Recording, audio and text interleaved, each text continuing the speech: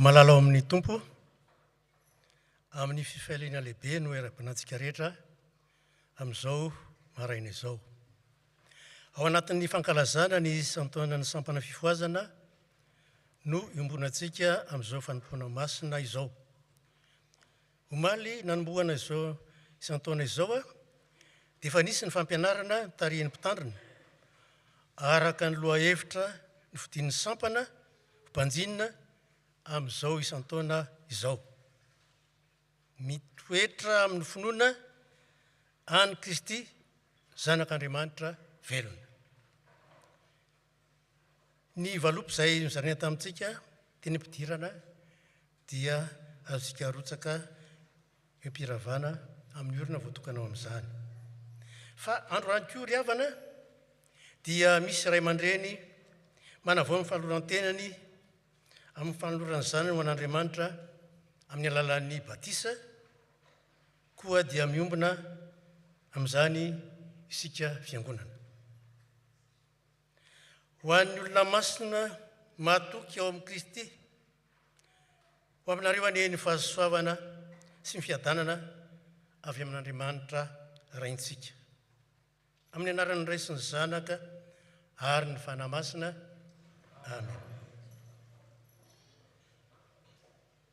Hoy ny soratra masina, raha velona koa hoy Jehovah ny lela rehetra hidera an'Andriamanitra.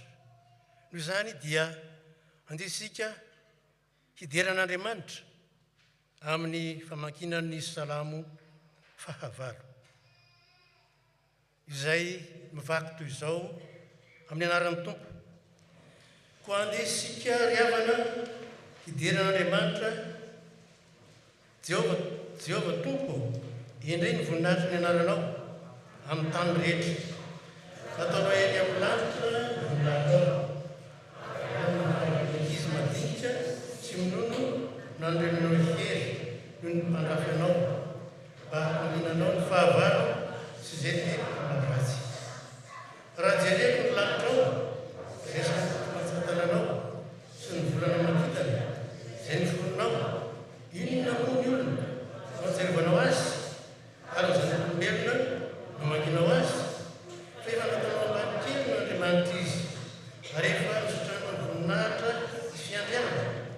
Efa namanjakainao amin'ny asa-tananao izy. Zavatra rehetra dia efa nataonao ambanontolo, dia ny omby amanosy sy ny omby rehetra ary ny bibidiko, mpany volo-manidina sy ny hazan-drano ny an-dranomasina izay mandeha amin'ny ranomasina. Jehovah tomponay eo, indray ny voninahitra ny anaranao amin'ny tany rehetra. Amen.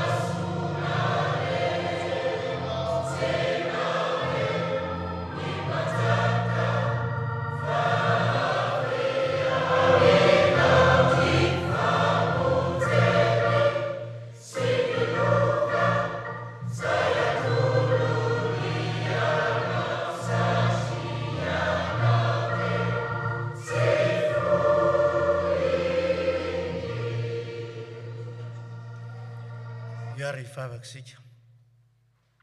Ry Andriamanitra ray zanaka fanamasina, ny lanitra mitory ny voninahitra ao ary ny abakabaka manambara ny asan'ny tananao. Misaotra anao izay fa nitao aminao ka afaka manatona anao amin'ny fifaliana amin'izao andro anio izao. Hihaino sy handray ny teny fiainana tolotra ao anay. Mangataka ny fananao masina izahay hiasa feno sy mahery amin'ny isam-batan'olona mandritra izao fanompoana masina izao. Mba ho tsapanay tokoa fa tsy hanavao anay ianao eo amin'ny fiainanay, mba hahazo anay hery sy tomba amin'ny finoana, mba hanananay fahatarona anao amin'ny zavatra rehetra. Tanterao eto Tompo ny teninao, ny amin'ny fanatrehanao, ny olona mivory amin'ny anaranao, fa mangetahetanao izahay. Dia anay sy ankilazany eny anaranao, ny asanao sy ny voninahitrao, Ray, Zanaka ary Fanahy Masina. Amen. Mazoto antsika.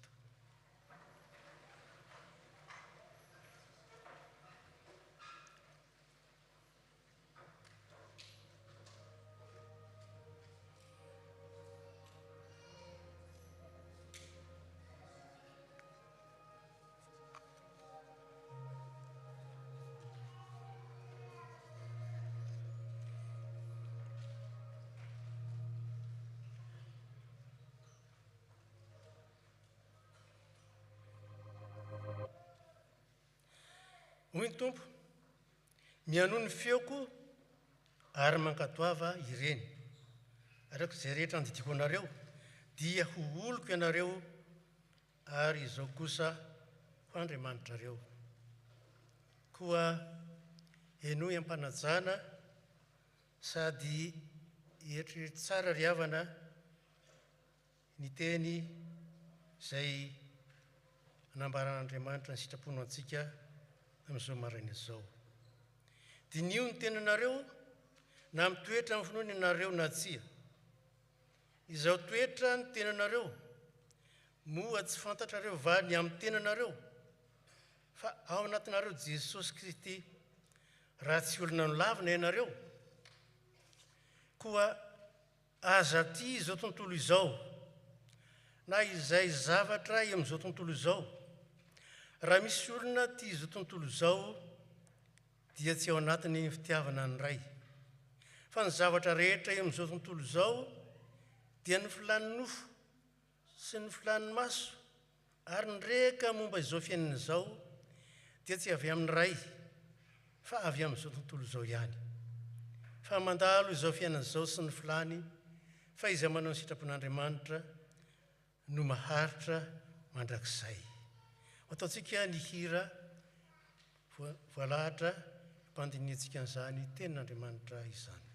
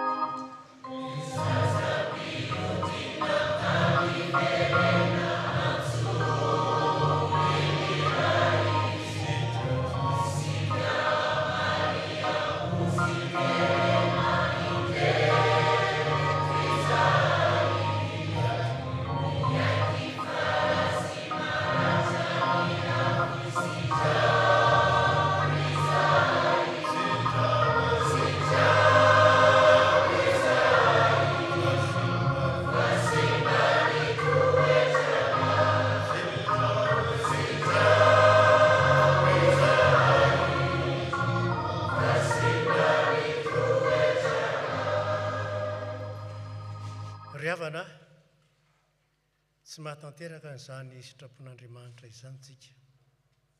Noho izany dia aoka isika anatinao ny Tompo, aniry tena ary angataka famindram-po sy famarinan-keloka ho antsika. Hivavaka isika. Ry Rainay izay ny an-danitra, miondrika eto anatrehanao izahay. Vao avy nandre ny didinao masina izahay ka menatra sy mankahihay.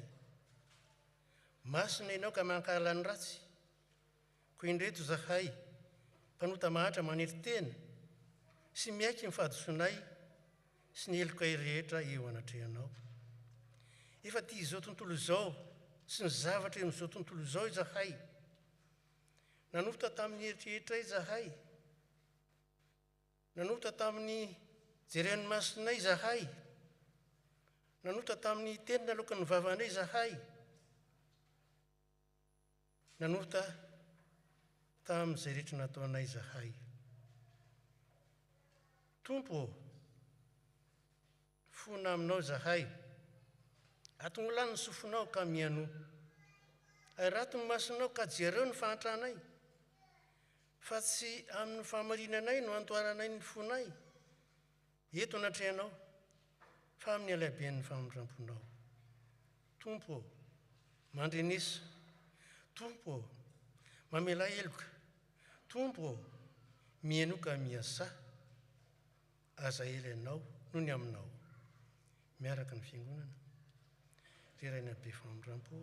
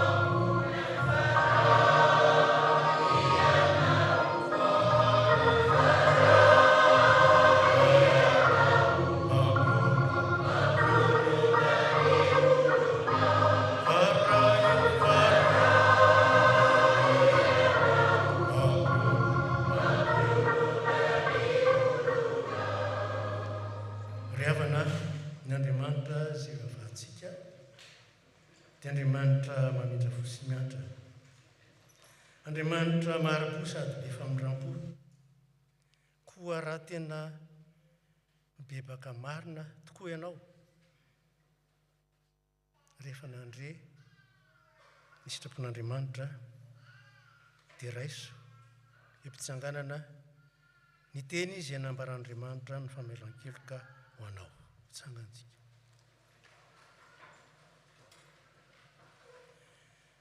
Satria nino anatra ianao ka nanetry tena teo anatrehan'Andriamanitra. Eny, satria nanetry tena teo anatrehako ianao, dia izao kosa efa nihaino ho Jehovah. Izao efa nandevona fahadisoanao tahaka ny fandevona ny zavona, ary ny fahotanao tahaka ny rahona, koa miverena amiko fa efa nanavitra anao aho. Koa voavelany io alokareo noho ny anarana masina. Amen.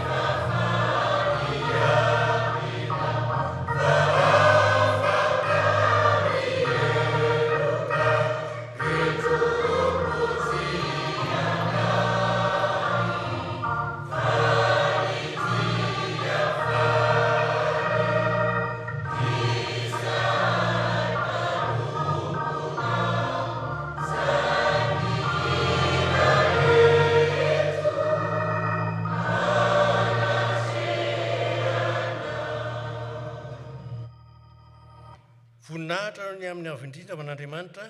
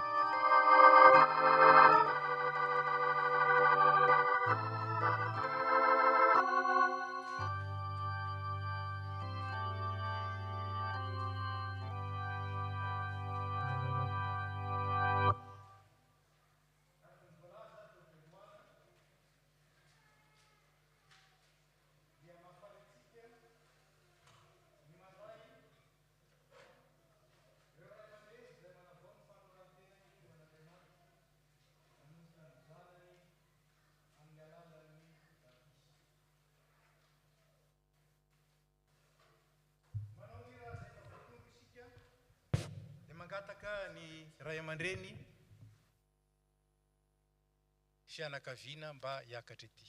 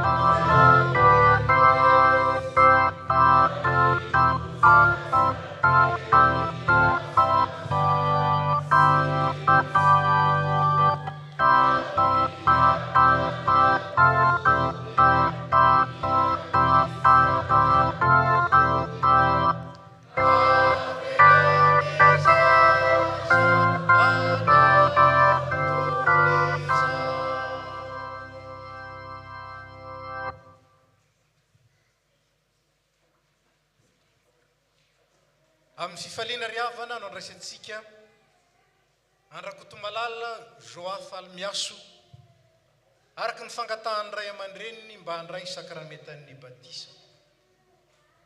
Antsoina isika fiangonana ho vavolombelona eto anatren'Andriamanitra manoloana izany fanoratena izany ary dia mahatsiaro koa ny fanoratenantsika tsiraray sy ny nandraisantsika ny fahasoavan'Andriamanitra tamin'ny alalan'ny batisa.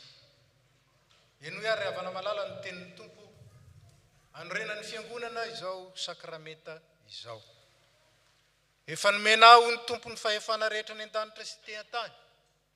Koa mandehany ianareo ataovy mpianatro ny firenena rehetra ka ataovy batisa ho amin'ny anaran'ny Ray sy ny Zanaka ary ny fanahy masina izy. Sady ampianaro hitandrina ny zavatra rehetra izay nandidiko anareo.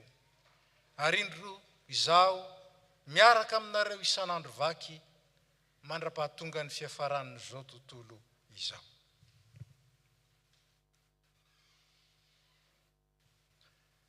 Inotsika fa manatrika antsika Jesosy Kristy.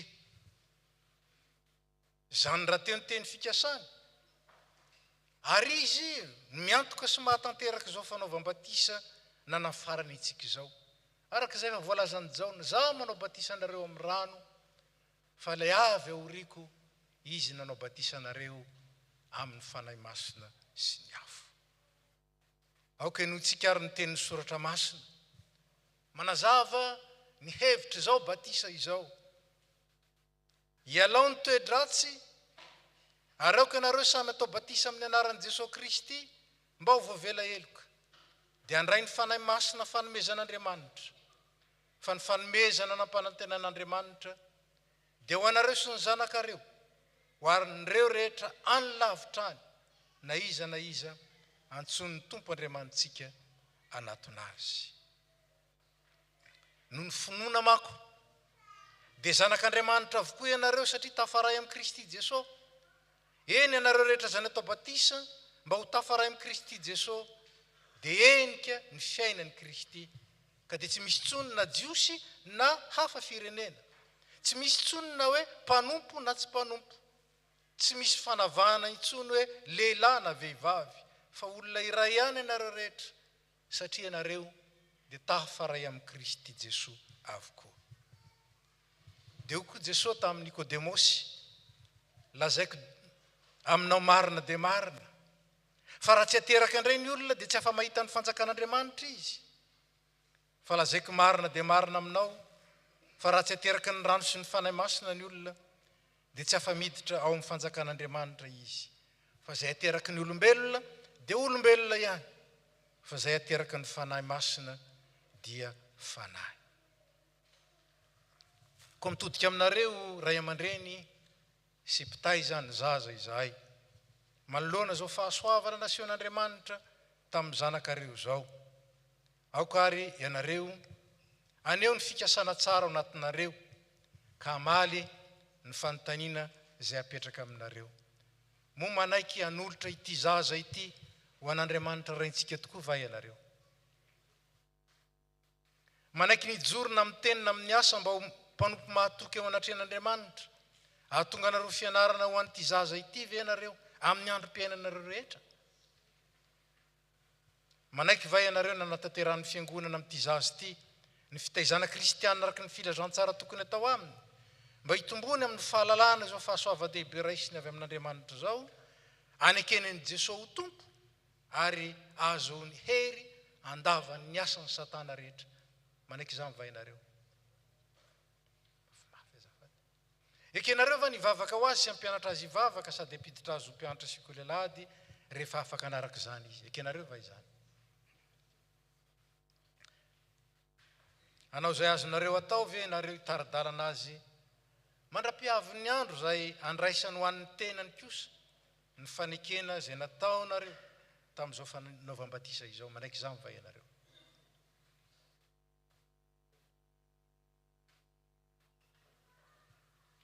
Aoka iara-mitsangana ny fiangonana. Hivavaka isika.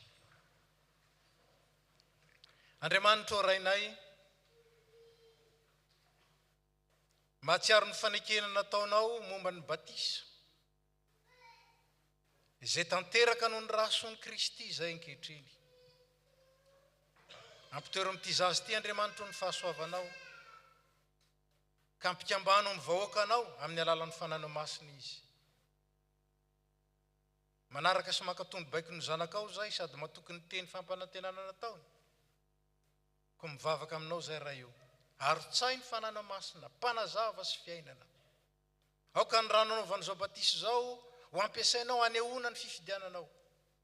Ary raiso amin'ny fanekenao mandrakizay ity zaza ity de Joa zany izay natao batisa anio. Ka hitafy Kristy mandalo ny fahafatesana makany amin'ny fiainana ary tonga olom-baovao. Zany tompo ny vavakay asandratray amin'ny anaran'i Jesosy Kristy tomponay. Amen. Rakotomalala Joa Falmiaso. Zaho manao batisa anao ho amin'ny anaran'ny Ray sy ny Zanaka ary ny fanahy masina. Atsangan'Andriamanitra ho pahary anao ary fenony ny fanahiny masina. Ahatonga anao vavolombelona mahatoky hatramin'ny fahafatesana ka omeny anao ny satroboninahitra fiainana mendrika ny mpanompo mahatoky. Matoky ilay ny antso anao, izy mahatanteraka izany aminao noho ny fahasoavany. Amen.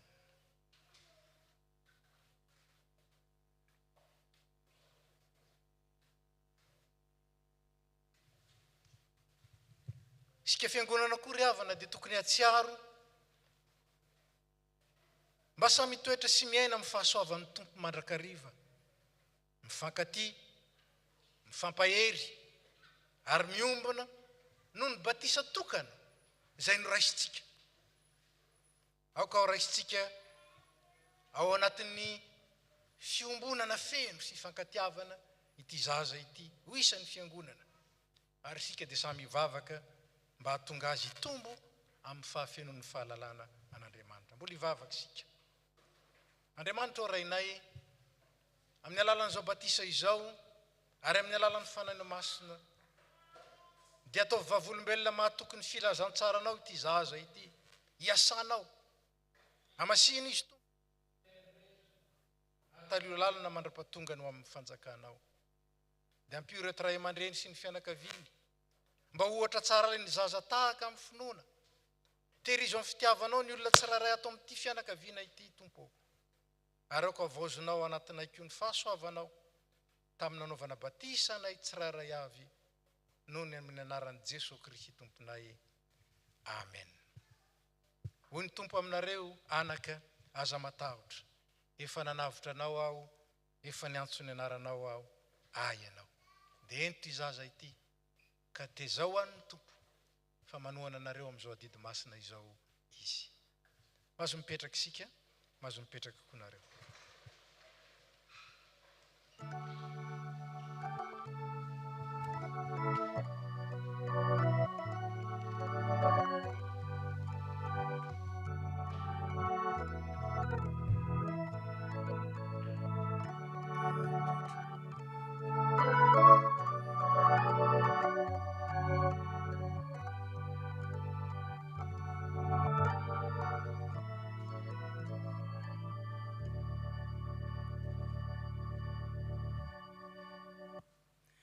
Tonga eo amin'ny fotoana ho an'ny tanora sy ny ankizitsika. Je demande aux jeunes et aux enfants de vous lever pour chanter le numéro 759, strophe 4.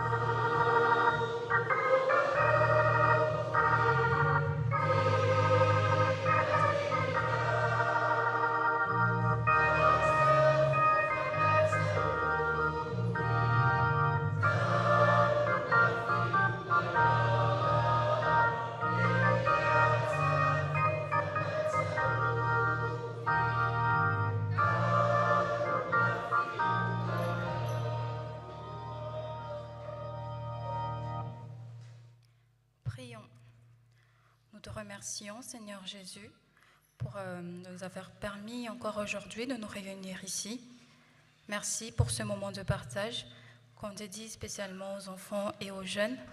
Que ton Esprit Saint vienne illuminer notre cœur et nous éclaire, Seigneur, pour qu'on puisse entendre le message que tu as à nous faire passer aujourd'hui. Au nom de Jésus, Amen. Vous pouvez vous asseoir.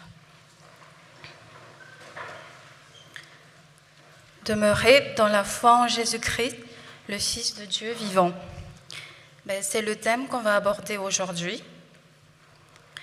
Donc dans ce thème, on va voir deux sujets principaux. Voyons dans un premier temps ce que c'est que la foi. La foi, on le sait tous, même les tout petits. Les grands, j'en doute pas non plus. Donc la foi, F-O-I. C'est quoi? C'est la confiance absolue que l'on met en quelqu'un, en quelque chose. Quand on a confiance en quelqu'un, ça veut dire on croit en lui, on croit tout ce qu'il dit, on croit tout ce qu'il fait, on ne doute pas de lui, on ne se pose pas de questions. On croit tout simplement, on lui fait entièrement confiance. Les enfants, c'est comme à la maison par exemple, quand les parents, on vous demande si vous avez par exemple bien brossé les dents, quand vous dites oui, on a bien brossé les dents, les parents n'ont pas besoin de vérifier ni quoi que ce soit parce qu'on vous fait confiance, parce que vous êtes suffisamment grand et qu'on vous fait confiance. Dans Hébreux 11.1, il est dit « La foi est une ferme assurance des choses qu'on espère, une démonstration de celles que l'on ne voit pas. » Et le deuxième point du coup, là on parle de foi en Jésus-Christ, et Jésus-Christ, on le sait tous très bien aussi, même les tout petits, Jésus-Christ, c'est le Fils de Dieu vivant. Il est vivant, il est ressuscité d'entre les morts. Il a payé le salaire de nos péchés par amour pour nous tous. C'est notre Sauveur, c'est notre Messie. Avoir la foi en Jésus-Christ, du coup, ça veut dire quoi? C'est avoir une confiance absolue en Jésus, croire en sa parole, croire en tout ce qui est dit dans la Bible, comme la Bible, c'est la parole de Dieu, croire en ses promesses et s'appuyer sur lui en toutes circonstances. Et demeurer dans la foi en Jésus, c'est avoir une entière assurance, avoir une totale confiance en Jésus-Christ, quelles que soient les épreuves de la vie, quels que soient les moments qu'on traverse des moments difficiles ou des beaux moments, s'appuyer sur lui. Et ce n'est pas toujours évident, comme on voit dans la vie de tous les jours. Comme on est des humains, des fois, il arrive qu'on est fatigué, qu'on perd patience et qu'on est découragé.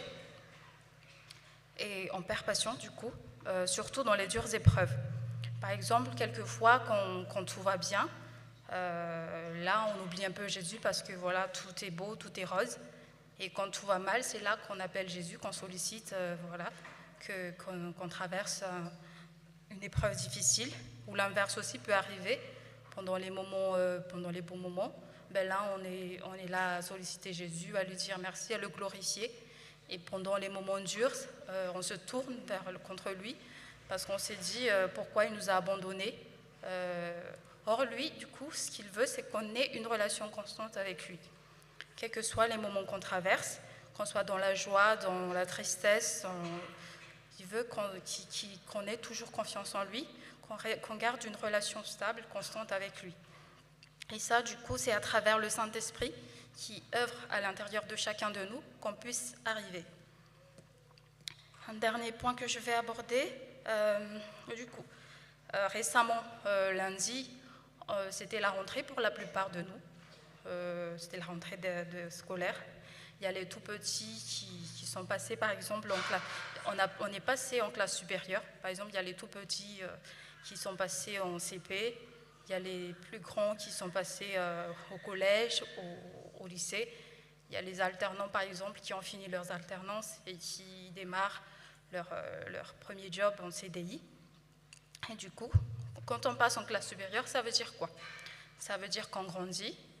Ça veut dire que, par exemple, pour les petits, par exemple pour les maternelles qui passent en CP, par exemple, on n'a plus les mêmes cartables, on porte des cartables plus lourds. On a des devoirs. Les devoirs deviennent plus compliqués. Et pareil pour les collégiens, les lycéens. Donc, plus on avance en classe supérieure, les épreuves deviennent plus dures. Mais ce n'est pas pour autant, du coup, qu'on abandonne. Parce qu'on sait qu'à la fin de l'année scolaire, on veut tous passer à la classe supérieure. Et du coup, même si les devoirs ils sont durs, on est là, on le fait. On sait qu'il y a papa et maman qui nous aident, ou les frères et les sœurs. Et on sait surtout que Jésus est là pour nous aider. En fait, si on fait notre part, si nous, de notre côté, on travaille bien, on fait bien les choses, lui, il est là pour combler le reste, du coup, pour faire les miracles. Et la foi, c'est pareil. Plus on avance dans la foi, plus on grandit, on se rend compte qu'il y a des épreuves qu'on traverse, et les épreuves deviennent encore plus dures. Mais l'essentiel, c'est de ne pas abandonner, c'est de s'accrocher à Jésus-Christ, qui est mort pour nous sauver, parce que c'était sa mission, donc on doit s'accrocher à lui, quoi qu'il se passe dans notre vie. Et parce qu'on a cette promesse-là, qui est la promesse de la vie éternelle, comme il est dit dans Jean chapitre 3, verset 16, qu'on connaît tous très très bien aussi, au nom de Jésus, car Dieu a tant aimé le monde, qu'il a donné son Fils unique, afin que quiconque croit en lui ne périsse point, mais qu'il ait la vie éternelle. Au nom de Jésus, Amen.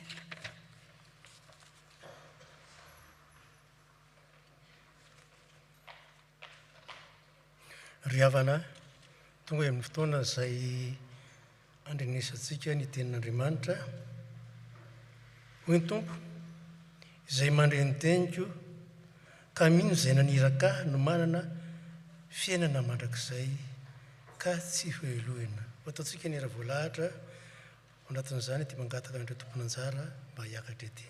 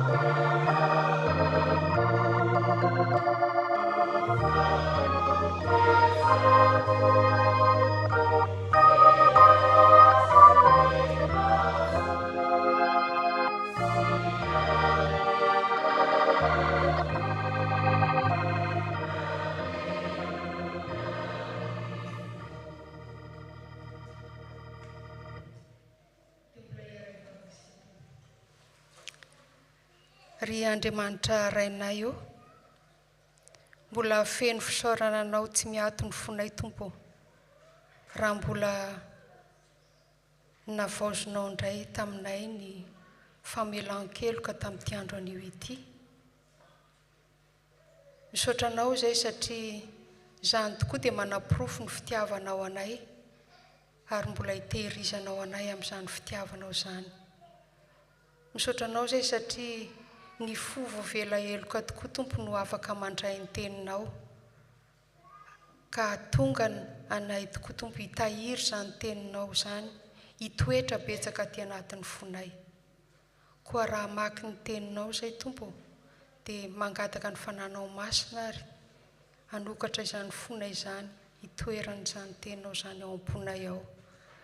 Ka tonga anay tokoa Tompo ho tafahorina tsara amin'ny finoana tanteraka anao ary ahaizanay mandeha araka ny sitraponao ihany koa.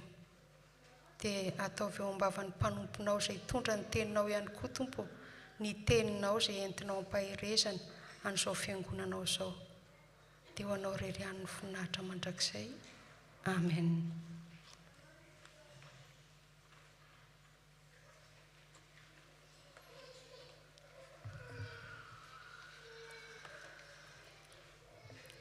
Ny tenin'Andriamanitra izay ho vakiana ry havana dia ho jerentsika ao amin'ny Daniel.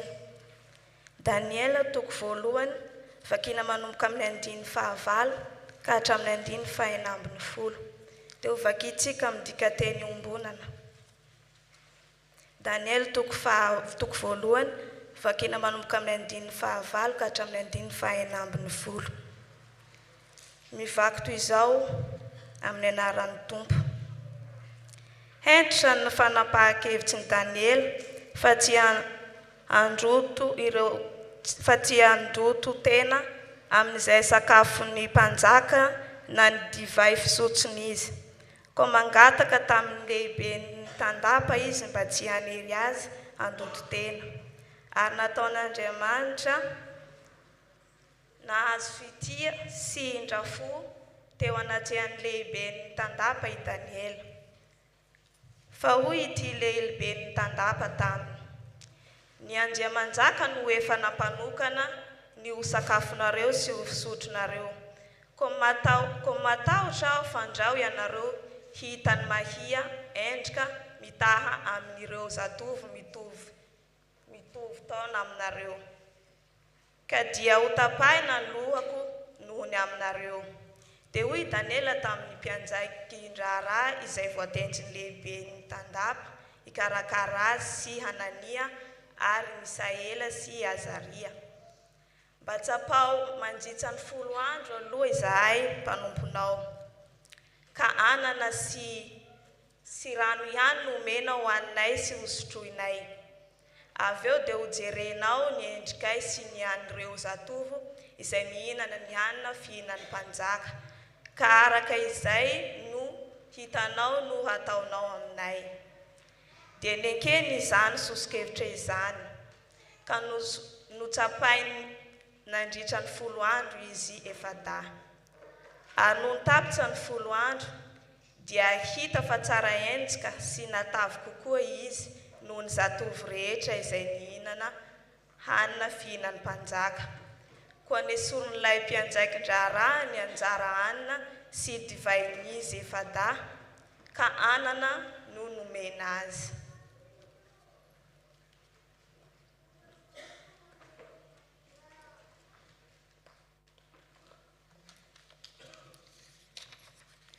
Dia hotoizantsika ny famakinan'ny teny izay hita ao amin'ny Korintianina faharoa, toko 17, andininy 5 ka hatramin'ny 7.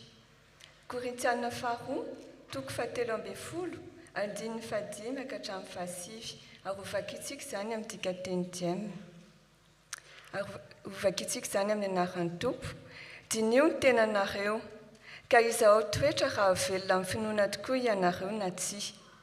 Fantatrareo tsara fa ao anatin'i Jesosy Kristy, afa-tsy raha olona tsy voazahatoetra ianareo. Manantena kosa aho, fa raha izahay dia ho fantatrareo fa tsy mba olona tsy voazahatoetra. Mangataka mbavaka amin'Andriamanitra izahay, mba tsy havita ratsy mihitsy ianareo, tsy hoe mba hisehoanay ho velona vaozahatoetra fa mba hanavaozanareo izay tsara na dia ho heverina olona tsy vaozahatoetra azy izahay. Fa tsy mba mahatohitra ny marina izahay fa ny mampandroso ny marina ihany. Eny, mahafaly anay raha malemy izahay, fa ianareo kosa mahery, ka ny angatahinay ambavaka dia ny hahatanteraka anareo. Amen.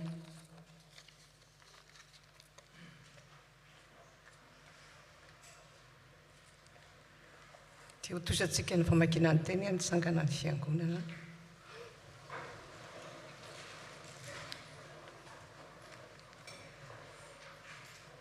Tosantsika ao amin'ny filazantsara araka ny Matteo 9:20, 7:20 ka hatramin'ny 20:7. Matteo 9:20, 7:20 ka hatramin'ny 7:20. Manao hoe amin'ny anaran'ny Tompo. Dia lasa nankany amin'ny faritany manodidina ny tanàna atao hoe Kesaria Filipo ry Jiso. Ary nanontany ny mpianany izy nanao hoe iza moa ny zanak'olona araka ny filazan'ny olona azy. Dia novalian'ny mpianany hoe misy manao hoe Johany mpanao batisa, ny sasany kosa manao hoe Elia, ary ny hafa indray manao hoe Jeremia na anankiray amin'ireo mpaminany n'Andriamanitra. Ary hoy Jesosy taminy, fa ianareo kosa iza moa aho aminareo? Dia novalian'ny Simona Petera hoe ianao no ilay Mesia, ny zanak'ilay Andriamanitra velona. Ary niteny tamin'ny Petera Jesosy nanao hoe sambatra ianao ry Simona zanak'alahin'i Jona, satria tsy olombelona no famandrano manambara izany taminao fa ny raiko izay any an-danitra. Izaho koa milaza aminao fa ianao no vato, ary eo ambonin'izany vatolampy izany no anorenako ny fiangonako, ary ny herin'ny fahafatesana tsy ahatohitra ny fiangonako. Ombeko anao ny fanalahidy ny fanjakan'ny lanitra, ka na inona fehezinao ety an-tany dia ho voafehy koa any an-danitra, ary na inona hovahanao ety an-tany dia ho voavaha koa any an-danitra. Ray masonao, manamasinana amin'ny fahamarinana ny teninao no fahamarinana. Amen.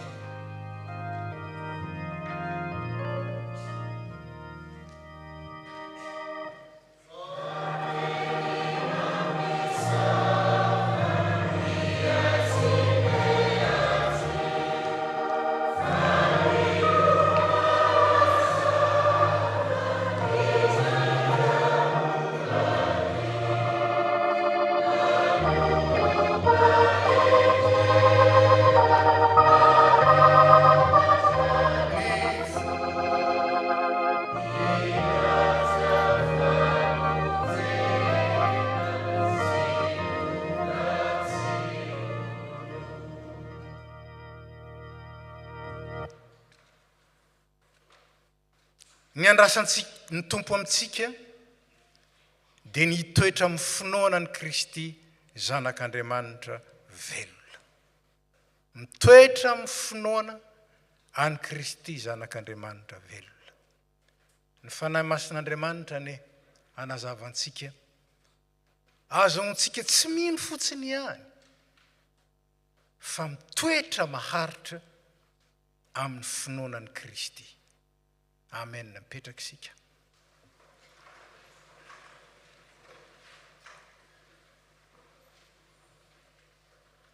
Inona moa no atao hoe Andriamanitra velona? Raha tsy takatsika izany dia tsy ho takatsika izany hoe finoana any Kristy zanak'Andriamanitra velona. Ny Andriamanitra velona ambaran'ny soratra masina ry havana dia Andriamanitra tokana, izany hoe izy no hany Andriamanitra. Andriamanitra tsy toa, mahay ny zavatra rehetra. Izany no antsoina hoe Andriamanitra velona. Ary ambaran'i Josoa fa io andriamanitra velona io dia mitoetra eo anivon'ny olony ary miasa. Betsaka ny olona no mino an'Andriamanitra, fa moa ve ilay Andriamanitra velona ny inony? Misy Andriamanitra, tsy nisy zao rehetra zao raha tsy nisy ingénieur tapitrohatra hoy ny frère Bogdanov, sangizy tsy mino azy ho Mesia. Ary maro koa araka izany ny mino hoe misy Andriamanitra, ary efa nambarako teto ny fanekem-ponondro zareo agnostika, zay miendrika faniratsirana nefa dia milaza fa mino an'Andriamanitra. Notre Père qui es aux cieux, restez-y. Tsy zany ilay Andriamanitra velona. Andriamanitra tokana haninona, Andriamanitra mahery mahay ny zavatra rehetra, tsy toa, tsisy afaka manohitra ny dikan'izany. Ary Andriamanitra mitoetra eo anivon'ny olona sady miasa. Ary Jesosy Kristy ilay zanak'Andriamanitra velona, dia tsy iza fa ilay nirahin'Andriamanitra mba tsy hahatonga ny eo Andriamanitra velona io any amin'ny lavidavitra any, na kory aza eo amin'ny manodidina antsika, fa hiditra ao anaty mihitsy, fa ny teny dia tonga nofo nonona tamintsika. Eo anivon'izao tontolo izao izay miseho mahalala an'Andriamanitra, ny finoana dia fanamby, défi. Ny finoana dia fanamby, fanambin'Andriamanitra amintsika aloha. Zaho no Andriamanitra, izaho toetra amin'izany aho.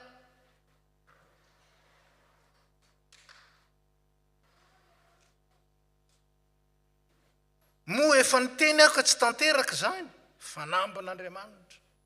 Kanefa koa ny finoana dia fanambintsika amin'ny tenantsika sy ny olona. Izany no mahatonga antsika manonona ny fanekem-pinoana. Inona moa ny hevitry ny hanonana ny fanekem-pinoana? Hitenenantsika amin'ny tenantsika hoe zany ilay inona, fa tsy zavatra hafa. Ary hitenenantsika eo amin'ny eo akaikitsika sy manodidina antsika, zany ilay inonay, zany ilay inonay. Ka dia sahinay ambara tononona. Défi. Lazaina omaly tamin'ny formation teto, fa misy zavatra telo iorenan'izany fanambo zany. Tany saina fotsiny ihany na dia nambara ary izy omaly. Voalohany, fanoloran-tena feno, engagement total. Zany no iorenan'io fanamby io.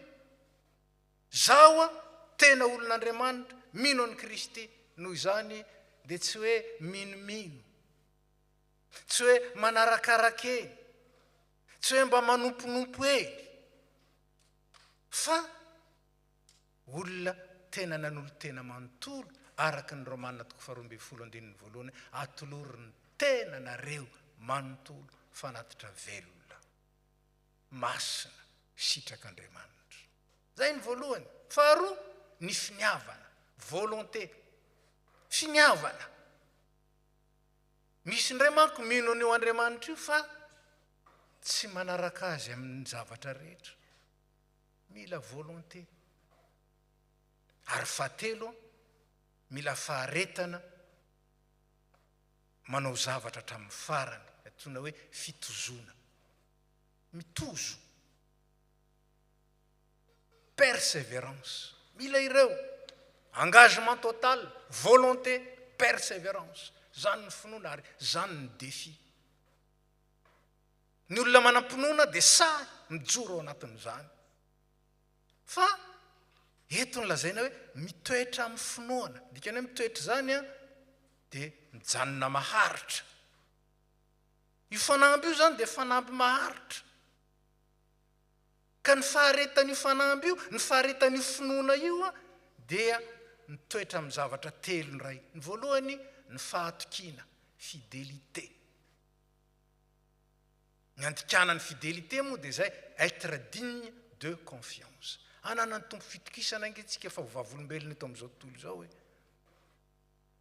ny toe vavolombelona efa nazavaina teto tamin'ny heriny a vava olombelona zany hoe ny tenantsika mihitsy ny fihetsikatsika ny tenitsika ny asatsika reny rehetra reny lasa vava amin'ny teny manambara io lay Andriamanitra inoko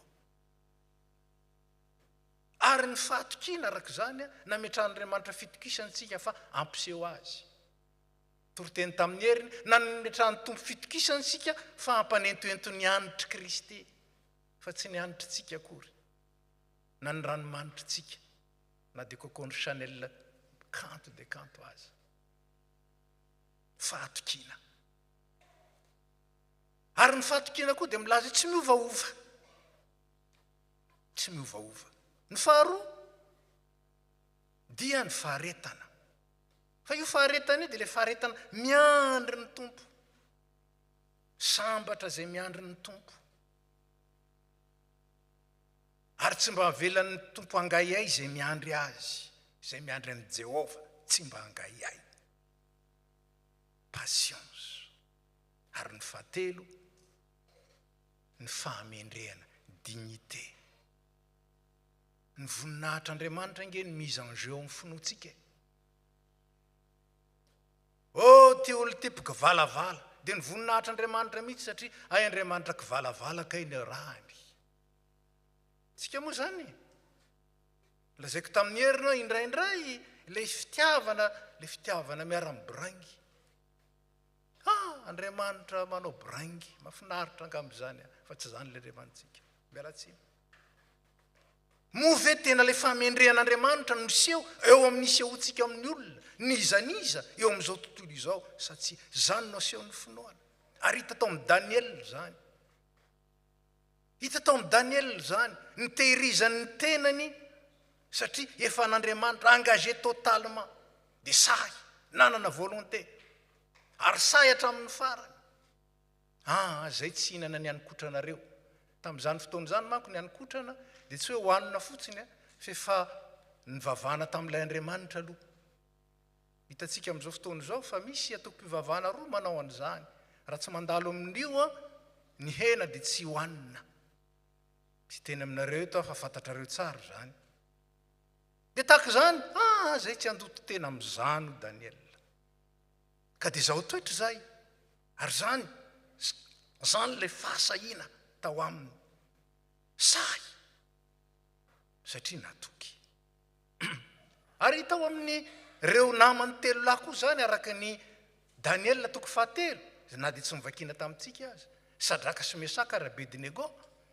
nasaina ny ankohoka tamin'ilay Andriamanitra sampy ny Babiloniana dia hoe dorana any amin'ny la forme rehetra afinareo raha tsy mivavaka amin'io Andriamanitra io ahoana navalin'izy telo lahy vakinareo tsara ny Daniel toko fahatelo zay tsy ankohoka amin'ny Andriamanitra reo fa mahavonjy anay ny Andriamanitra ay mahavonjy anay ny Andriamanitra ay tsika moa zany ilay fidélité mahavonjy anay ny Andriamanitra ay ary na tsy hamonjy anay aza ny Andriamanitra ay zay tsy iondrika amin'ny Andriamanitra reo zany ilay finoana défi ka ahoanany hoe mino an'i Kristy zanak'Andriamanitra velona raha jerentsika ny texte teo amin'ny Matthieu nyvakina tamintsika teo fa 20 manontany Jesosy amin'ny olona iza moa ahy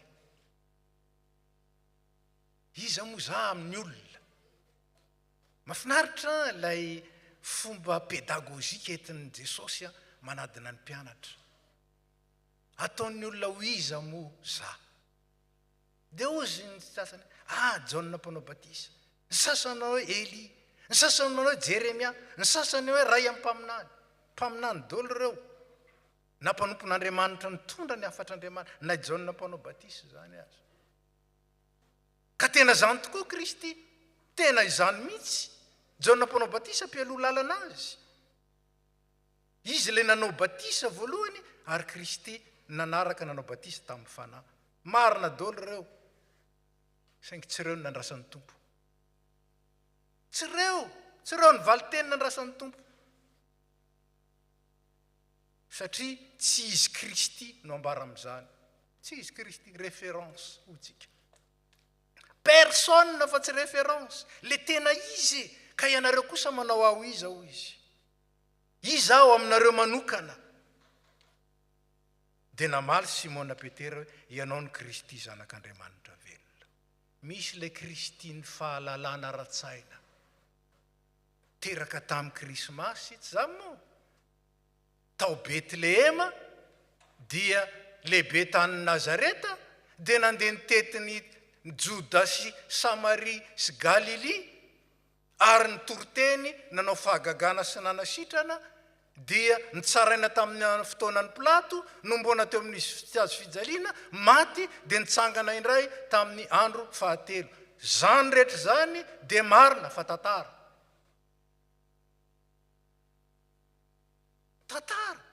nahitan'izany ny grand historien anankiroa tamin'izany fotoana zany Joseph Flavius sy Tacite samy tantarany amin'ny Jesosy fa tsy nahatonga azo pino zany ka ny mino akory tsy ny hoe mahafantatra iza Jesosy taiza iza moa ao aminareo iza dia namaly Petera hoe ianao ny Kristy zanak'Andriamanitra velona. Dia ozy ny tompo tsy ianao ne ny nambaran'izany tsy avy aminao ne zany tsy fahalalana avy amin'ny sainao ne zany fanambarana avy amin'Andriamanitra avy any ambony zany napetra ny tomponao dia nivoaka ny vavanao sambatra ianao ary zany fanekempononina mitondra fahasambarana zany andrasan'ny tompo amintsika moa ve tena mitondra fahasambarana tahaka zany ny fanekemponontsika sady atao fotsiny ihany karazana pilivava. Ahoana no alalantsika ny Jesosy fa nazavaiko mbenimbeny fa samy hafa ny hoe mahafantatra sy ny mahalala. Ny mahafantatra dia mahafantatra ara-tsaina, ny mahalala kosa dia manana firaisana, manana fiombonana. Ka io Jesosy Kristy io ilay zanak'Andriamanitra velona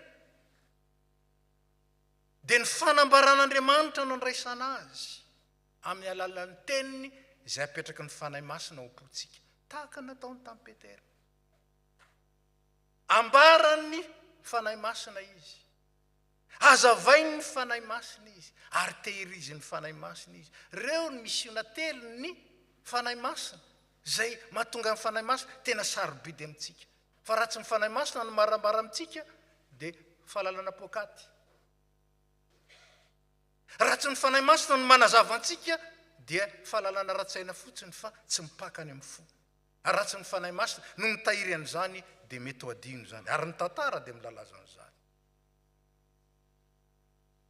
Jesosy Kristy ry havana dia tonga tety amintsika mba honona ao anatintsika.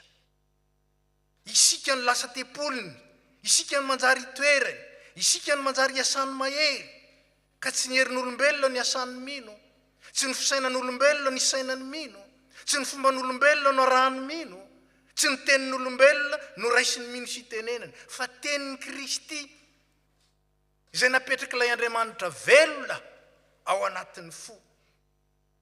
Azavainy sy tehiriziny ka mahatonga ny tenitsika ho tenin'ny finoana. Iza moa aminao Jesosy, iza aminao Kristy. Raha mbola tsy niaona taminy, raha mbola tsy nivelona azy, mbola tsy nandray azy, dia mbola tsy ao anatin'ilay finoana izay ambaran'ny filazantsara izany. Ary zany ny fanontaniana tsy maintsy mipetraka amintsika. Io zanak'Andriamanitra monina sy velona ary miasa ao anatintsika io, ady miasa amin'ny alalantsika io, moa ve tena hitantsika fa miasa izy sa mba manao eny dia atao amin'ny anaran'i Jesosy? Misy teoria an'izany nge rehefa ataony amin'ny anaran'i Jesosy dia akasitrahany foana. Tsy zany ny lazainy soratra masina ry havana. Mateo 7. Efa nanao an'izao tamin'ny anaranao, zao no nataonay tamin'ny anaranao, tsy fantatro. Nanjary eloka indray le natao. Amperitreritra nge zany. Ao amin'ny fiangonanao mety misy asa sarobidy ataonao fa eloka. Satria tsy avy any ambony, tsy avy amin'ny tenin'Andriamanitra, tsy avy amin'ny fankataovana ny tenin'Andriamanitra, fa natao fotsiny amin'ny anaran'i Kristy. Ary zany ny fanontaniana tsy maintsy mipetraka amintsika, herin'iza moa no miasa ao aminao? Fisainan'iza no entinao misaina? everanao ny zavatra rehetra, everanao ny fiainana, everanao ny asan'Andriamanitra. Fomba niza no rahanao amin'ny fiangonana sy amin'ny fiainanao andavanandro. Teniniza le raisinao ka mampiteny anao io. Finoana avy aiza ny finoanao. Move finoana avy amin'le ray. Zay nampitenika nampahitanao fa ity Jesosy ity, ilay Mesian'Andriamanitra. Ka tsy avy amin'ny saina io, tsy nilovana avy amin'ny olona io, tsy ao amin'ny maha olona io, tsy avy amin'ny fomba io, tsy avy amin'ny zavatra nolovana io, avy any ambony, avy any amin'Andriamanitra io. Sika riavana amin'ny maha kristianina, dia nandray ny finoana ary nafana fo amin'izany. Tamin'ny nandraisantsika any Jesosy nahitantsika azy. Tahaka ny Petera. Wow! Ianao ny Kristy zanak'Andriamanitra velona. Fa moa ve tena tsapatsika ao anatin'izany. Fa tian'Andriamanitra ho tehirizina, tsy miova izany fatokinao izany. Fa inona nge ny zavatra nanjo amin'ny Petera? Rehefa avy nanao le fanambarana ngeza be io izy, nitenenan'ny Tompo hoe sambatra ianao ry Simona Barjona, zanak' Jona zany dikany. Fa Andriamanitra mihitsy niteny tao aminao. Inona? Segondra vitsivitsy avy eo. Rehefa niteny Jesosy, tsy ninony Petera niteniny Jesosy. Zaho tsy maintsy ho faty. Ombona amin'ny azo fijaliana ary tsangana maty amin'ny andro fahatelo. Tsy ho tonga aminao zany e. Dia ahoana izy ny Tompo? Anevoaka ianao ry Satana. Raha vadika amin'ny fomba hafa dia izao. Ilay ray niteny tamin'ny Petera, avy any amin'ny ray niteny nitenenan'ny Petera. Ianao ny Kristy zanak'Andriamanitra velona. Segonda vitsivitsy après, Satana ndray no niteny amin'ny Petera. Tsy tonga aminao zany. Ka natonga an' Jesosy niteny hoe anivoaka ianao Satana. Mety ho tonga amiko sy aminao zany. Vao teo tena Jesosy mihitsy no miteny. Mahazo antoka be aho fa Jesosy no miteny. Entin'izay elan'izay aho adiniko. Fa hay ny tenin'Andriamanitra manontolo no tokony ajaiko. Fa tsy zay ihany ka dia avy eo ahiteny amin'izay tiako tenenina. Anivoaka ianao ry Satana. Nahoana? Satria tsy nankato 100% ny tenin'ny Kristina ny tenin'Andriamanitra izy. Ary matetika sika dia zany. Azosika ihany nge le tenin'Andriamanitra. Fa io kosa ve dia azo ampiariny. Io kosa dia azo tanterahany. Mofo dimy sy azan-drano roa ve dia ahafahana olona 5,000 e. C'est de l'utopie. Soyons terre à terre. Ozy le anankiray izay. Soyons terre à terre. Ny tenin'Andriamanitra amin'ny teny sainy ny zavatra any ambony. Any amin'ny toeran'ny Kristy. Fa aza amin'ny saina ny zavatra ety an-tany. Sika kosa tahaka izany. Tsy dia maharitra 100%. Fa indraindray manao aller-retour entre ny tenin'Andriamanitra sy ny fisainan'ny olona. Indraindray itenenan'Andriamanitra ary indraindray itenenan'ny Satana. Misy milaza hoe tena mivavaka. Nefa tsy miorina amin'ny tenin'Andriamanitra. Ny vavaka tsy misy tenin'Andriamanitra ry havana dia pokaty. Dia misy indray vonto ny tenin'Andriamanitra fa tsy ampivavaka. Vokatra zany dia manjary eritreritra sy anona fotsiny le tenin'Andriamanitra. Fa tsy mitondra vokatra. Ahoana lazain'ny Tompo? Raha mitoetra ao anatinareo ny teniko, dia angatao izay tianareo fa ho tonga aminareo zany. Mitoetra amin'ny tenin'Andriamanitra ary mivavaka mandrakariva mimetraka izany ao amin'ny Tompo. Mitoetra ao amin'ny finoana any Kristy zanak'Andriamanitra velona. Hoy Paoly hoe izao toetra ny finoanareo. Dinio ny tenanareo ka izao toetra raha velona amin'ny finoana tokoa ianareo na tsia. Izao toetra mandrakariva 24 heures sur 24 ny finoanareo. Eto amin'ity texte ny vakitsika ity miverina inefatra ny hoe mizaha toetra. Inefatra. Misy hevina amin'ny Baiboly koa ny efatra. Move finoana voazaha toetra 24 heures sur 24. Move olona voazaha toetra 24 heures sur 24 le manolo tena ho an'ny Tompo sy milaza fa mino ny Tompo io. Fa raha tsy miaina mandrakariva ny tenin'Andriamanitra isika. Ary raha tsy miaina ny fiainam-bavaka maharitra isika. Dia manao io ny finoana. mbetika Andriamanitra mafinaritra be mihitsy, mbetika Satana anivoaka ianao. Tsika nge tsy afaka miambo tsara no Petera, nefa dia mampianatra tsika ny tenin'Andriamanitra mba hitandrina. Izao toetra ny finoanareo. Fa raha matoky kosa isika miantoka ny Tompo, anehoany zava-mahagaga, ny herin'ny fahafatesana tsy atohitra anareo. Wow! Atsika moa zany. Na ny herin'ny fahafatesana azy tsy atohitra anareo. Satria mino ilay Kristy zanak'Andriamanitra velona. Dia omeko anareo ny fanalahidin'ny lanitra. Ny finoantsika moa zany lazain'ny olona matetika hoe i Piera ny masinda-Piera na i Petera mitana ny lakilehan'ny lanitra. Tsy zany ny lazain'i Jesosy. Omeko anareo ny fanalahidin'ny lanitra. Ninona vahanareo ety an-tany, vahana ny an-danitra. Ninona idinareo ety an-tany, idina ny an-danitra. Matoky zany ve tsika? Izay minoano ny tompony asa ataoko na tompo. Velona ny tompontsika riavana. Manjaka amin'ny teniny sy ny fanahy masona izy.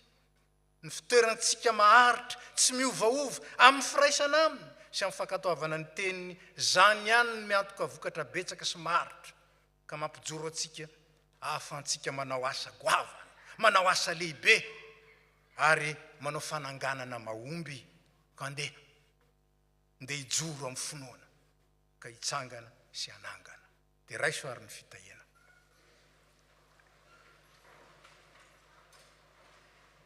Dia ao aminareo eny ny fahasoavan'i Jesosy Kristy Tompo, ny fitiavan'Andriamanitra ray ary ny firaisana amin'ny fanahy masina.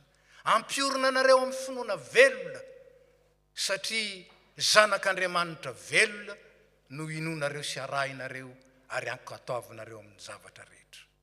Dia mandehana amin'izao herinao izao fa ny Tompo mombanao. Amen. Petraka isika.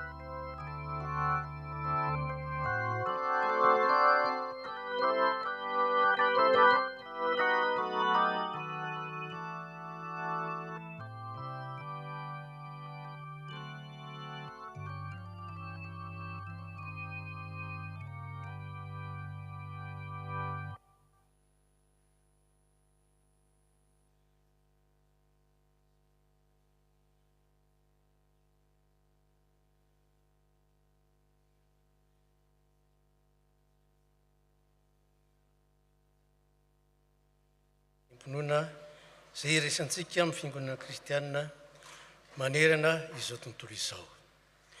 Mino an'Andriamanitra Ray sy Mpanoloanitra sy ny tany aho, ary amin'ny Jesosy Kristy latoko ny tompontsika, izay nitorotonona tamin'ny fanamasina, nateraka Maria Virginie, jara na Ponty Pilato, mboana tamin'ny Azotsaliana, matika nalevana, midina tany amin'ny finantsita, jara tamin'ny matin'ny fahatelo, miakatra amin'ny an-danitra, mipetraka tamin'ny Andriamanitra Kristo, avy any ny viny tsara ny velona sy maty, mino ny fanamasina, fiangonana masina Maria izao tontolo izao, fiangonana ny olona masina, famelan-keloka, tsangana ny tena maty, ary ny fiangonandrakizay. Amen. Mahazotorantsika. Tonga amin'ny fotoana izay nambarany ny raharan'Andriamanitra eto amin'ny fiangonana isika izao hoy ny soratra masina, inona moa ny soa azo rahalahako raha misy milaza fa manam-pinoana izy nefa tsy manana asa. Mangataka ny tompon'andraikitra, tompon'anjara iroso amin'izany.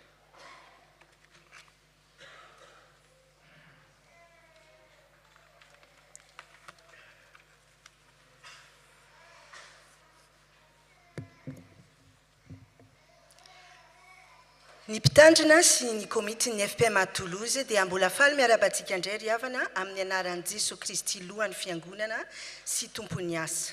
Toy izao indray ny vaovao sy ny asa ary ny fampilazana azo ambara amintsika anio. Vaovao avy eto amin'ny faritany mikasika ny lasy SVK SLK. Ny sampana lehilahy sy vehivavy kristiana eto amin'ny faritany Atsimo andrefana dia faly mampandriantsika fa misokatra anio alahady 3 septambra ka hatramin'ny alahady 1 volana oktobra ny fisoratana anarana amin'ny lasy-paritany izay ho atao any amin'ny campus Saint-Christophe any Maseb ny asabotsy 14 oktobra sy ny alahady 15 oktobra. Ampatsiahivina fa 40 € ny fandraisana anjara ary afaka manatona ny birao SVK SLK ireo izay soratra anarana ary azo atao koa izany isaky ny alahady mialoha sy ao aorianan'ny fanompoam-pivavahana. Ny alahady 15 oktobra famaranana ny lasy dia atao any Maseb koa ny fisoratana anarana amin'ny sakafo atoandro dia misokatra dian'izao. Ny fandraisana anjara amin'izany dia 6 € ho an'ny olon-dehibe fa mbola ho amafisina amintsika ny an'ny ankizy izay 5 € fa ny taona mbola tsy voalaza.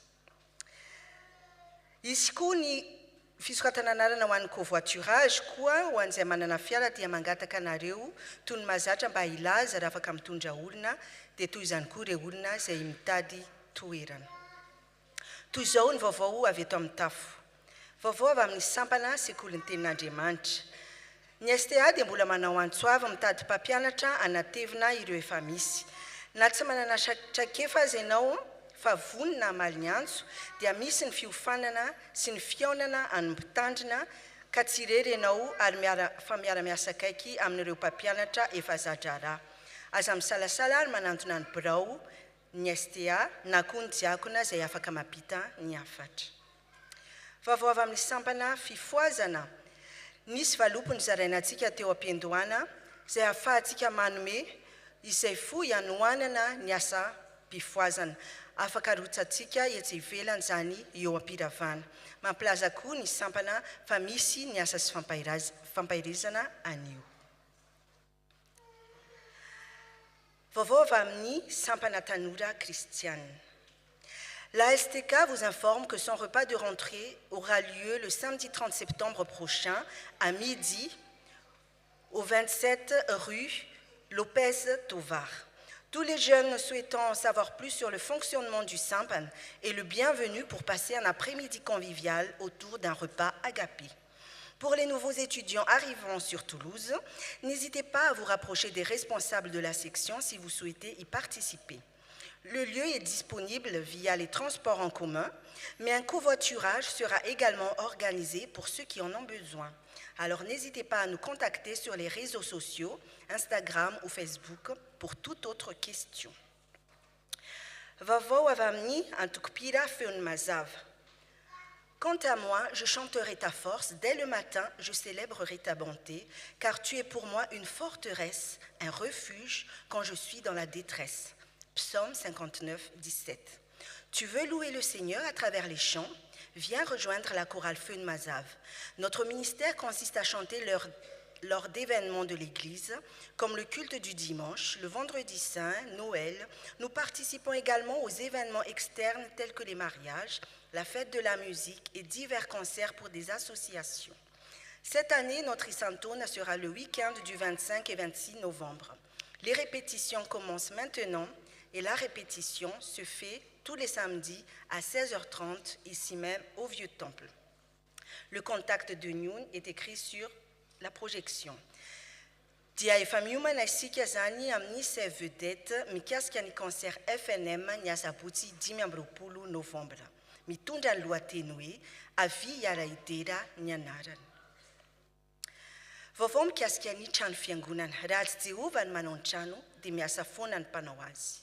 Ao anatin'ny fiatriantsika fiangonana ny tetika asa trano fiangonana dia mampatsiahy fa misy fotoam-bavaka isam-bolana hitondrantsika izany tetika asa izany eo amin'ny tompo ary andraisantsika ny sitrapony ao anatin'izany.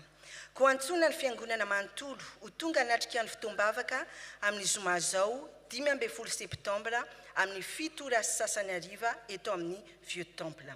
Ny tenin'Andriamanitra hitariana antsika amin'ity volana ity dia ao amin'ny Korintianina 2:9-5 manao hoe izao ny tsarovy, izay mamafy kely dia hijinja kely ary izay mamafy be dia hijinja be. Fifidianana diakona 4:24, 5:24. Betsaka ny vokatra fa ny piasa ny vitsy. Koa amin'izany, mangatana amin'ny tompony vokatra mba hampandehanana ny piasa hamory ny vokatra. Matthieu 5:7. Mitohatra ny fisoratana ao amin'ny kahier etsy ampidirana na any amin'ny tandrina ary mifarana ny 15 oktobra ny fisoratana anarana. Azo atao koa ny manolotra anarana rehefa nanaiky ilay olona noresahana.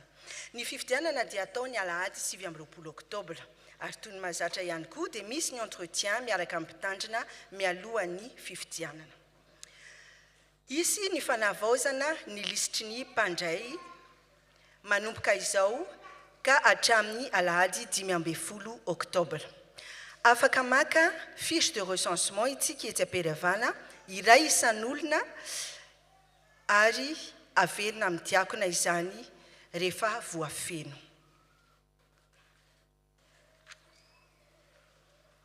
Tournée tiana fanantenana. Ampifaliana riavana ny mampandriantsika fa mandalo eto amin'ny vohitry Toulouse itiana fanantenana izay tsy izy zany fa zanaky tompoko vavy Marthe Hervé. Noho ny fahasoavan'Andriamanitra dia hitondra fampianarana sy fizarana ho antsika eto amin'ny FPMA Toulouse izy ny talata 7 septambra amin'ny 7 sasany hariva eto amin'ny Vieux Temple.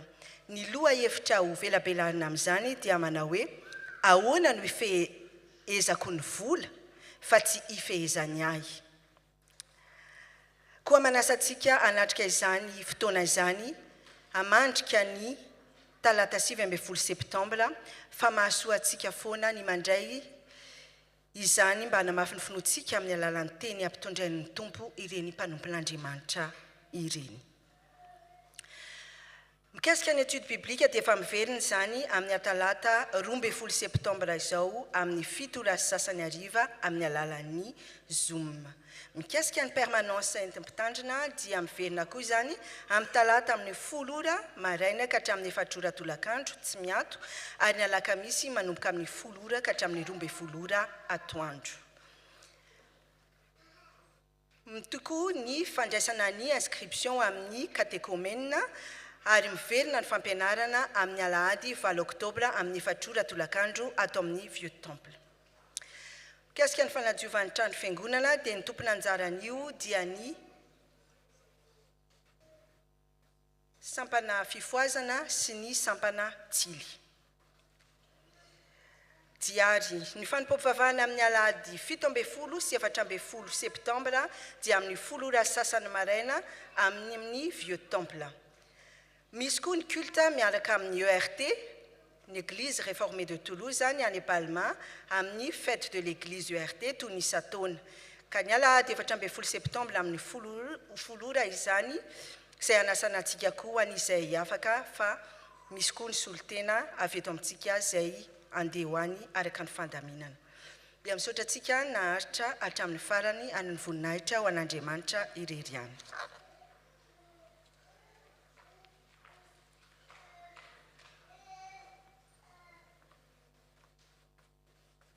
Manao antsika ny miarahaba ireo vahiny izay sendra mandalo miara-mivavaka eto anio ka raha misy amintsika ao anatin'izany na vao mandalo na vao tonga ninona antony dia angatahana mba hitsangana arabaina amin'ny anaran'ny fiangonana ary tsofindrano amin'ny anaran'ny tompo.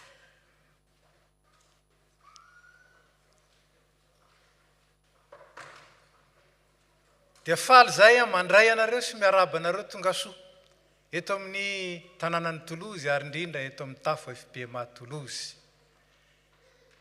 Na dia azonareo natao aza nankany amin'ny toerakafa ny fidiaraka aminay ianareo. Ary dia hoy ny fiteny moa hoe ny tavandralahy mandrandrana ny tavandralahy ka ny fiarahanareo taminay teto nampiombona ny fonareo, ny sainareo, ny fanahinareo, ny vavanareo dia hery lehibe ho anay zany ka dia misaotra makasitraka indrindra tompoko. Ary dia mitsodrano anareo zahay engany Andriamanitra ny fahasoavana omba anareo hatrany na iza alehanareo ahatanteraka soa ny antony nahatongavanareo eto ary amindrotsaka ny fitahiny manana ambiampy na iza alehanareo ary tsarova fa naoviana ianareo ny mandalo eto misy toerana ho anareo eto amin'ny FPMA Toulouse dia mirary sonindra tompoko afaka mipetraka nareo.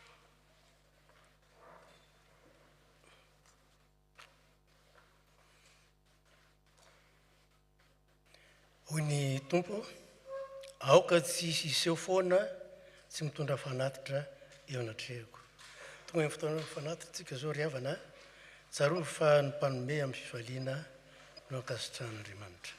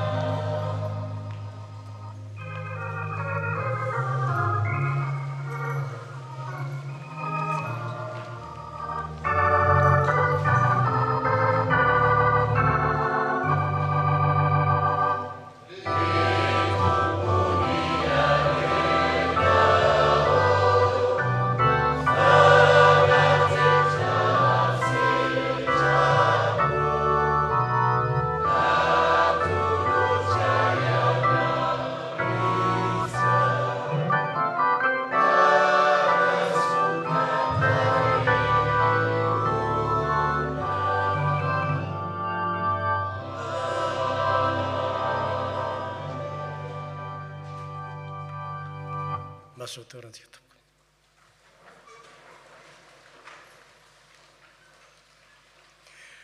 Tonga amin'ny fotoana manokana ho an'nisy antaonany sampany fifoazantsika zao koa mangataka ny filohan'ny sampana fifoazana filompanampy filohan'ny FP masina mpitandrina mba iroso amin'izany.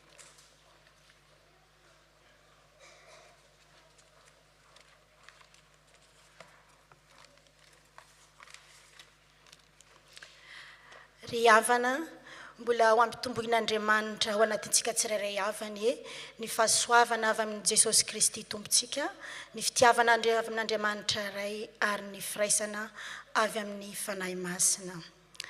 Mametraka fialantsiny amin'ny fiangonana ny filohan'ny fifoazana Brigitte satria tsy afaka hiaraka amintsika eto izy noho ny adidy sy ny andraikitra izay nomeny tompo azy. Ka ny tena koa ny filoham-panampy no mandray anjara fitenenana amin'izao isan-taonany fifoazana izao.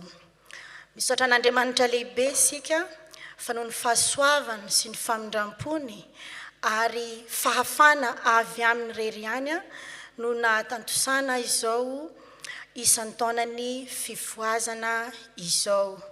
Ary natomboka omaly zany tamin'ny fiofanana izay nentin'ny mpitandrina ary tamin'ny loha hevitra manao hoe mitoetra amin'ny finoanan'ny Kristy Jesosy tompo ilay zanak'Andriamanitra velona. Ary nofaranana anio amin'izao fanompoam-pivavahana izay ankalazana an'Andriamanitra izao ary mbola izany loha hevitra izany ihany koa no nentina nankalaza izao fotoana izao. Mitodika manokana aminareo mivady izahay pastera tena te hisaotra amin'ny fonay rehetra mankasitraka feno anareo ny amin'ny nampianaranareo anay indrindrandrindra koa ny tondrahanareo tsy mitsahatra ambavaka ny asam-pifoazana ary ny tenin'Andriamanitra rehetra izay nafafinareo taminay ary tamin'ny fiangonana. Koa dia ilay Andriamanitra manankarem-pahasoavana izay efa nifidy anareo sy nanendry anareo ka nanaovanareo ny safidy tsara manao asa tsara amin'ny mahampitandrina izao anafieranareo mandrakariva ary amena ao anatinareo ny fanahy masina ka hatonga ny voa rehetra izay afafinareo mba hamokatra be.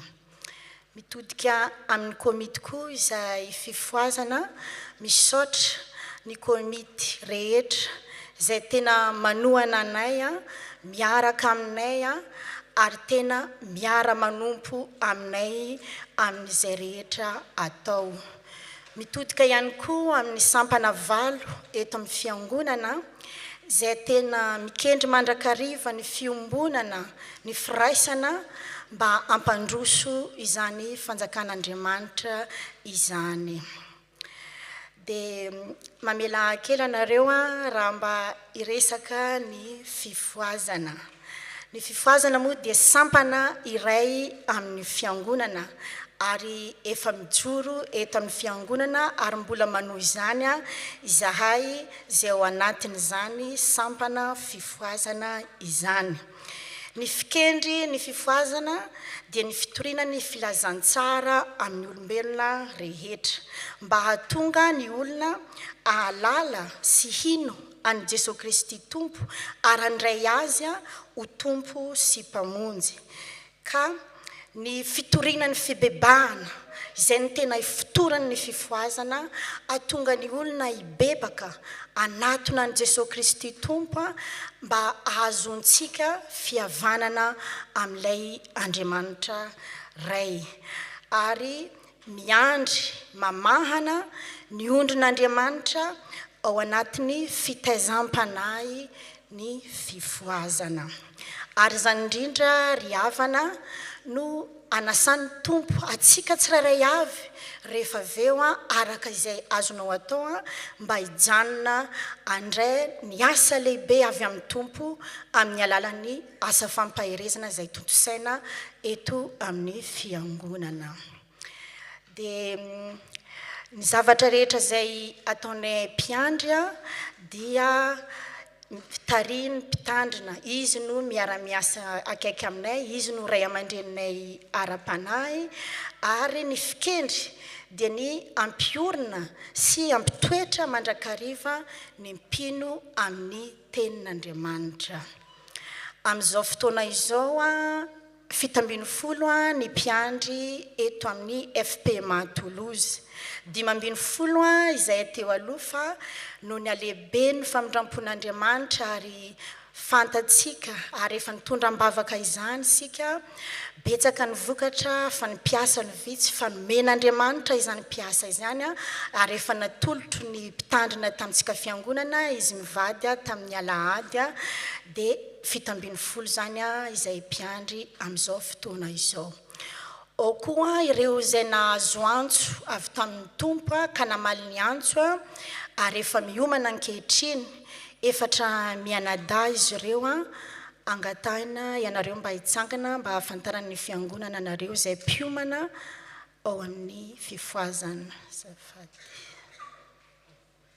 Iantabehavana moa ny fa-4 fa tsy eto antoerana izy. Dia mikasika ny zay ataon'ny fifoazana koa eto amin'ny fiangonana dia misy ny fotoam-pifoazana isaky ny 7 joma amin'ny volana zay tanterana eto amin'ny fiangonana ary anasana ny fiangonana manontolo zany ry havana, tsy natokana ho an'ny sampana fifoazana irery ihany izany fotoam-pifoazana izany fa fotoana izay tarihy ny fifoazana fa ny fiangonana manontolo no asaina mba ho tonga anatrika izany fotoam-pifoazana izany amin'ny 7 sasany hariva isaky ny 7 joma isam-bolana. Ary koa manatontosa ny asa sy fampaherezana ny fifoazana isaky ny 7 ny alahady amin'ny volana. Misokatra ho an'ny fiangonana koa ry havana isaky ny asabotsy voalohany volana ny fiofanana zay entin'ny mpitandrina zay efa nilazaina teo hoe mba hampiorina antsika ary mba hahatonga ny finoantsika makalalina dia tena misokatra ho an'ny fiangonana koa izany fiofanana izany zay manomboka amin'ny 2 sasany isaky ny voalohany ny asabotsy. Ary mba tiana holazaina raha namafisina eto koa izany fa misy lasy 2 lehibe izay tanterahany fifoazana. Ny voalohany dia ny lasy partana izay tanterahana isaky ny 2 taona, ny faritany atsimo andrefana izay misy atsika eto Toulouse izany. Ary ny faharoa lehibe dia ny lasy fifoazana nasional. Io zany dia tanterahana miaraka amin'ny FPMA manontolo amin'ny fifoazana manontolo ka ny volana Jolay no anatanterahana io herinandro ary mba kendreo ry havana ny diarinao amin'ny 2 ny herinandro ny volana Jolay na 7 ny herinandro ny volana Jolay andramo mandehana mba manatrika izany fotoam-pifoazana lehibe herinandro ray izany fa ho hitanao fanova zavatra lehibe amin'ny fiainanao ny tompo. Dia farany zay tsikely indrindra koa dia misaotra atsika rehetra mpiara-manompo ao amin'ny fifoazana ny amin'ny fikelezanaina zay ataony tsirairay avy, ny fahafoizana rehetra zay ataontsika tsirairay avy le Andriamanitra izay araka ny hiram-bavaka izay nataontsika teo hoe izy no mahita izay ataonao dia mbola izy no anafiherantsika tsirairay avy mba ho fantsopitahiana ho an'ny hafa tokoa ny fifoazana ka hatonga ny filazantsara iely eran-tany. Dia rehefa vita moa ny vavaka izay ataon'ny pastera mba anao anjara hira izay efa nomaninay izay fifoazana ary raha misy ny fiangonana mahafantatra le hira afaka miaraka mihira aminay ampitiavana. Dia isaorana ny Andriamanitra ilay Andriamanitra velona izay nontsika ary tena hitoetra amin'ny finoanan'i Jesosy Kristy tompo tokoa ny isika tsirairay avy dia ho azy Andriamanitra ray zanaka fanahy masina aniany dera ny laza haja ary ny voninahitra izay efa azy hatr'izay izany anio ary ho mandrakizay. Amen.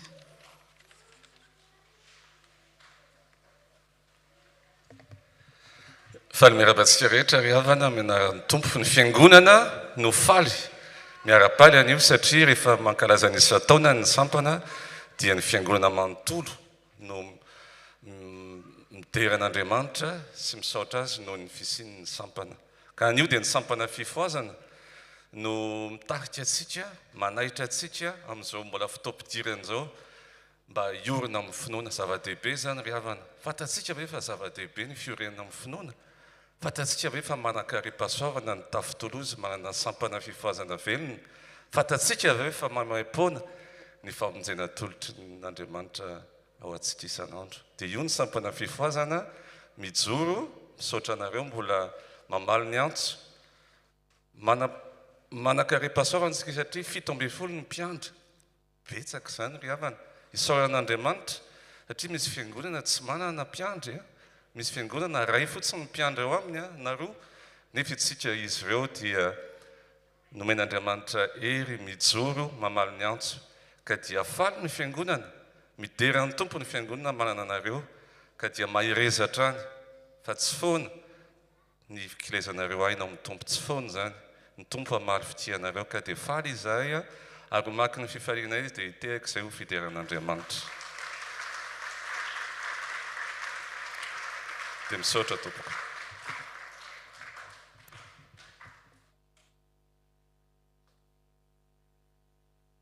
Dia mbola iombam-bavatsika. Dia rainay ankalazainay omena voninahitra ianao tompo fatria lehibe ianao ary ny asanao dia maneho ny fahalehibeazanao. Sitrakao tokoa ny nanangana ny sampana fifoazana eto amin'ity tafo ity satria manana ondry nona sy mangetaeta ianao. Maniry fanasitranana, fampaherezana, fampiorenana ary dia ny ranao ny mpiandry mba hanatanteraka izany. Dia misaotranao ny fiangonana manontolo ny amin'izany satria navelanao isitraka ny asanao tamin'ny alalan'ireo. Dia mivavaka aminao izay ho an'ny sampana, ho an'ny mpiandry rehetra, ho an'ny mpiomina koa. Ianao ny asa mahery ao anatin'izy ireny, azony mijoro, azony manatanteraka tsara ny irakao, ary azony mitory ny fitiavanao amin'ny alalan'ny asa tanteran'ny sampana dia ny fitoriana, ny asa ary ny fampaherezana izany. Dia mivavaka aminao izay ho an'ny fiangonana manontolo mba ho tarianao isan'andro amin'ny fampiraisana, ka ny fibebahana izay toriany ny fifoazana ny ampiray foanay aminao satria ny vokatry ny batisa dia fibebahana mitondra ho amin'ny fampihavanana, mitondra ho amin'ny fifankatiavana tsara sady maharitra. Dia mivavaka aminao izay ho an'ny asan'ny sampana mbola tahinao hatrany hivelatra ka hanampinao isan'andro ny isan'ny mpiasa mba hahatonga ny asanao ho lavorary ho tanteraka araka izay tokony ho izy. Maro ny tiana aingatahana fa ianao no mahalala izay tokony ho an'ny sampana, ka dia mametraka izany feno ampelatananao izay ary mbola mamerina ny fisaorana sy ny fiderana ary ny fankalazana anao. Ray zanaka fanahy masina izay miasa mikery satria Andriamanitra velona ianao. Misaotra tompo. Amen.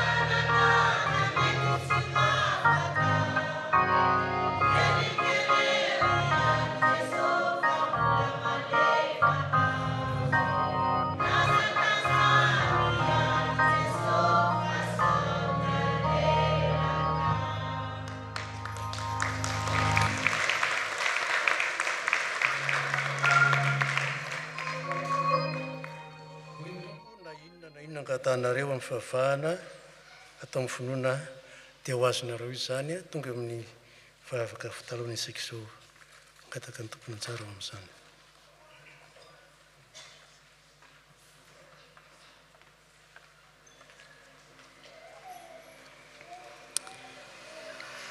Rainay any an-danitro, feno fisaorananao zahay tompo fa tanteraka soamantsara ity fivoriana masina ity. Misaotra anao zay tompo fa niondray dia mbola ny fahananao ny teninao. Tompo, fantatrao fa malemy zahay, koa mangataka ny fanahy masinao hanampy anay tompo mba azahoanay manaraka ny teninao.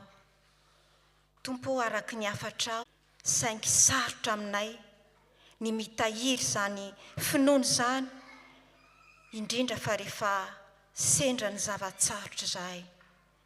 Koa anio tompo, mitalao aminao zahay rehefa nampatsiarovinao anay tompo fa mila mitoetra amin'izany finoana izany zahay.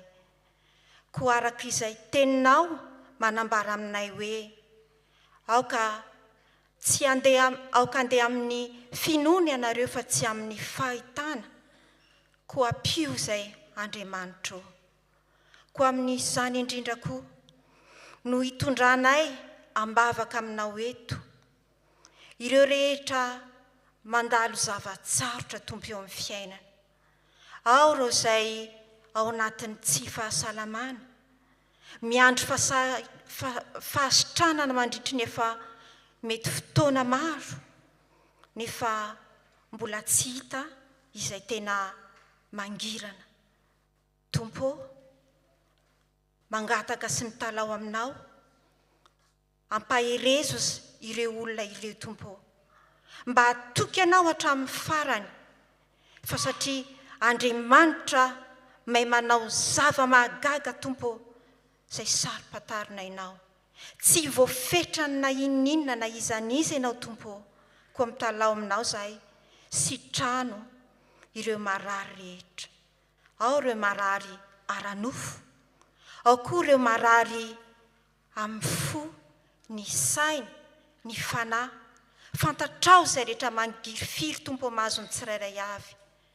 Fa mangataka aminao zay sitrano ireo tompo, ary ahinjiro ny tananao fa ny tananao tompo tsy fohy fa mahavonjy. Ary dia ampio ny vahoakanao mba haritra hatramin'ny farany, ary mba iorina mafy amin'ny finoananao Andriamanitra mahavonjy, Andriamanitra velona. dia misaotra anao sahady izay tompo satria fantatray fa Andriamanitra